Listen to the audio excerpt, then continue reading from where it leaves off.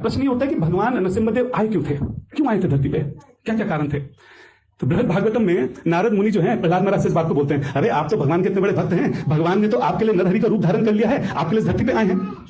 तो प्रहलाद महाराज की आप विनम्रता देखिए, कहते हैं अरे नहीं नहीं, मेरी इतनी योग्यता कहां है, मैं तो बहुत तुच्छ हूं, मेरे लिए भगवान क्यों आएंगे। हाँ? वो तो ब्रह्मा जी ने जो वरदान दिया था उसकी रक्षा करने के लिए भगवान आए हैं। वो तो देवी देवता जो हाथ जोड़ के भगवान से प्रार्थना कर रहे हैं, उनकी पुकार सुनकर भगवान आए हैं। अरे वो तो जो 4 कुमारों ने श्राप दिया था ना, जय विजय से भगवान इतना प्रेम करते हैं, इसलिए उनको वापस ले जाने के लिए भगवान आए हैं, मेरे लिए थोड़ी ना आए हैं। हाँ? वो तो हिरण्यकशिपु का वध करने के लिए भगवान आए हैं। तो इस लाइन में हमें जवाब मिलता है कि भगवान क्यों आए हैं, उनका प्राइमरी पर्पस क्या है। वैसे भगवान आते तो बहुत सारे कारण होते हैं, लेकिन एक होता है मुख्य कारण कि इस वजह से आए हैं, वो जब आए हैं तो भी बाकी सारे काम भी कर ही देंगे।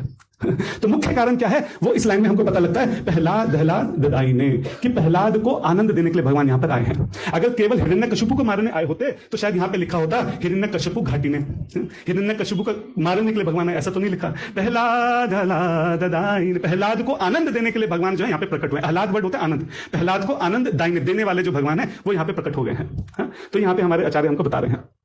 अच्छा, उसके बाद आप देखिए जो प्रहलाद हैं, प्रहलाद के नाम का अर्थ क्या है। प्रहलाद नाम में भी आह्लाद वर्ड है, प्रहलाद। तो जो प्र का मतलब तो बहुत ज्यादा, प्रहलाद यानी कि जो बहुत ज्यादा आनंद में हमेशा निरंतर तत्पर रहता है उसी प्रहलाद बोलते हैं, जो हमेशा आनंद में रहता है। इस लाइन का हमारे आचार्य बताते हैं कि इस लाइन को दोनों तरह से लिया जा सकता है और दोनों बातें सही हैं। कौन सी हैं दोनों बातें। पहली बात, प्रहलाद को आनंद देने के लिए, या फिर प्रहलाद जिनको आनंद दे रहे हैं वो प्रकट हुए हैं, जिनको प्रहलाद आनंद दे रहे हैं नरसिम्हदेव। तो दोनों ही बातें सही हैं। प्रहलाद को आनंद देने के लिए नरसिम्हदेव प्रकट हुए हैं और प्रहलाद जिनको आनंद दे रहे हैं वो नरसिम्हदेव प्रकट हुए हैं। प्रहलाद को देखकर नरसिम्हदेव आनंद में है और नरसिम्हदेव को देखकर प्रहलाद महाराज आनंद में है। तो हमारे आचार्य कह रहे हैं कि दोनों ही बातें यहां पे सही हैं। अच्छा, हमारे आचार्य एक बात और बोलते हैं, वो कहते हैं जो आह्लाद वर्ड है ना, ये बहुत स्पेशल वर्ड है। आह्लाद का मतलब होता है आनंद। वो कहते हैं बहुत स्पेशल है ये ऐसा वैसा आनंद नहीं है। ऐसा नहीं कि राजमा चावल खाए बड़ा आनंद आ गया, अरे क्या प्रसाद था प्रभु जी, बड़ा आनंद आ गया, बाद में गुलाब जामुन जबरदस्त। ये वैसा आनंद नहीं है।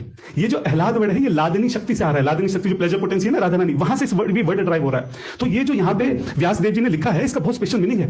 वो कह रहे हैं कि कोई छोटा मोटा आनंद नहीं आ रहा है प्रहलाद महाराज को। जैसा आनंद ब्रजवासी महसूस करते हैं भगवान श्री कृष्ण के दर्शन करके, वैसा ही आनंद प्रहलाद महाराज महसूस कर रहे हैं नरसिम्हदेव जी के दर्शन करके।